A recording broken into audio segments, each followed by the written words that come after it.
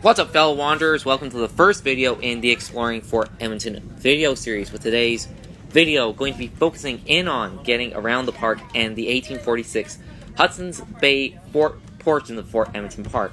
We start off our wander today by getting on a vintage Edmonton Transit streetcar that has been lovingly restored to its original condition, as the train that one usually takes when getting to the Hudson Bay Fort portion of Fort Edmonton Park is out of commission for the entire 2018 season. But I personally enjoy taking the streetcar more, as it allows you to get a better scope and feeling for the different streets as you pass through them. Starting off from the departure point, you go behind the maintenance sheds for the streetcars, and as you can see, the interior of the streetcar is period authentic, right down to the advertisements, which I found to be quite fascinating. Seeing as I'd never ridden in a streetcar before this excursion to Fort Edmonton, I was drinking in the experience. It was very interesting to be riding in a streetcar. You had to be very aware of what was going on, as there's no seatbelts in the streetcar, as per what the experience would have been like back in the time period that this streetcar would have been used. Now we are passing the Capitol Theatre. It is a beautiful recreation of Edmonton's original Capitol Theatre, circa 1929. This new theatre has an intimate seating capacity of 243 seats with an additional 4 wheelchair locations. The former Jasper Avenue facade that was in place following the original Capitol Theatre's 1929 restoration has been captured in this new building. The building that we just passed is the Hotel Selkirk, which is located at the corner of 1905 and 1920 streets, and it is an actual functioning hotel with all the more modern amenities that a hotel guest can require, but with a twist, that all the rooms are fashioned in a distinct time period. I'll leave you their details in the description if any of you guys want to check out this experience for yourselves, as it is a hotel functioning within a living history museum. We were just coming down 1905 Street, which is meant to represent the era of when Edmonton was just becoming the capital city of the new province of Alberta. It was very interesting to view these different areas of the park from such a neat and interesting piece of history. We're just going to get going again, having let some passengers off, some passengers on, and yeah, it was very interesting because now we are going to be continuing on our way down 1905 Street. Looking to our right, we are going to be looking right at Reed's Bazaar and Tea Shop that actually has a tea shop inside of it. As you can see, it is kind of a gloomy day in Edmonton. This building is St. Anthony's Chapel and School. Just panning around here to the left, I believe. I think we are going to be passing by the Church of St. Michael and All Angels. I have to admit, I loved riding in the streetcar. It was fantastic. There's simply nothing like it with today's technological advances. To our right, we are going to be finally pulling into the end of the line for us on the streetcar, with this stop being at the 1846 Hudson Bay Fort portion of Fort Edmonton Park. As you can see, it is kind of rustic. It would have been like that back in the day with it being at the actual fort, not at this recreation. But as you can see, it is entirely built of wood, so it's going to be interesting to explore this portion of the park. And we're just going to stand up here, and here's a shot of the streetcar leaving the end of the line and making its slow return journey to its starting point in Fort Edmonton Park.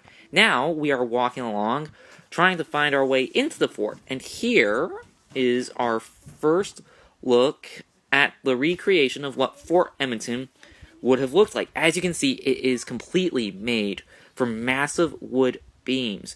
And just walking alongside the recreation, it certainly gives a good indicator at how it must have felt to have been approaching this fort from the river back in the day. And it makes you appreciate the fact that the people who lived in this fort built it without the modern conveniences and technology that we have today. Like, sure, they had saws, but they didn't have, like, the rotary saws that we have today. They had, like, man saws. Like, it was amazing the amount of technology that we don't consider technology because of our advancements. It's very imposing, honestly, this fort. As you can see, guard towers, it's absolutely massive, the walls. Like, I tapped my hand against the walls. It was amazing that the soundness of the structure, I thought it was amazing, like, very much so. Like, look at it. It's imposing. Here I am in the living quarters, which are directly opposite of Rowan's house on the fort's courtyard. Several apartments make up the residence of the Hudson Bay Company's laborers. Some quarters are also the workspace of the fort's skilled tradesmen. Many beds furnish these quarters, as each small apartment was to house several working men, and if married, their families. These quarters would have been lit by candlelight. As you can see, we can get a good view of Rowan's house. The contraption that you can see in the middle of the frame is a fur press, which was used to pack bales of fur, mainly beaver pelts, for easy transportation to factories, which were forts designed to transfer the bales on the ships. Eventually, these pelts would make their way back to England, where they'd be made into hats. We just saw an area where there's pelts. I can identify some, but not all of them. We just passed the fur press, and moving along, I've decided to take in Rowan's house. And as you can see, it is an imposing structure that was built to impress and impose on visitors to the fort.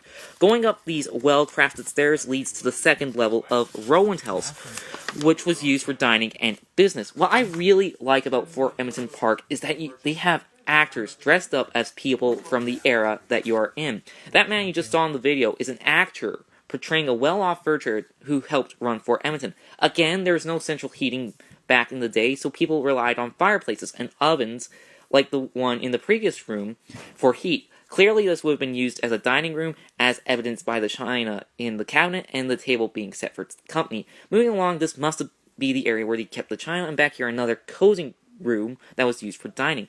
Another shot of the fur press, and we are back outside looking at the Rowan's house. Moving back here, I had to run to catch up to my family. I believe I'm going to be getting a good look at a York boat being built. A York boat was a type of inland boat used by the Hudson Bay Company to carry furs and trade goods along inland waterways in Rupert's Land, the watershed stretching from the Hudson Bay to the eastern slopes of the Rocky Mountains. It was named after the York factory, the headquarters of the HBC, and modeled after the Orkney Yawl, itself a descendant of the Viking longship. As you can see, the boat is massive, perfect for hauling furs. And who doesn't want to warm up by a fire on a dreary day like it was when I was filming here in Edmonton? And back here, this is where I saw the different pelts. I can identify red fox, wolf, skunk. I've always found the fur trade fascinating because I have studied the era extensively, both in high school, middle school, elementary school, and even up to the point where I am now in college. It's very fascinating, and I found this area to be one of the areas I was really interested in. And heading back through the way I came, it looks like I'm going to be going upstairs, which I believe is a storage area with different pelts and other goods. It was a fantastic experience learning about the fur trade here at Fort Edmonton, as you felt like you had traveled back in time, and that was due to the presence of the actors and all the reenactments that they'd done. I would highly recommend, if you are in the Edmonton area, to go check out Fort Edmonton Park. Well, guys and gals, I hope you enjoyed the video. If you did, please smash that like button. If you're new here, please subscribe to the channel, as the channel is on the road to 1,000 subscribers and hopefully monetization. And guys, I hope you heed my advice and come on out to Edmonton to enjoy this living history museum, as it is absolutely fantastic. Wanderer out. Hopefully you guys have a wonderful day, and thanks for watching.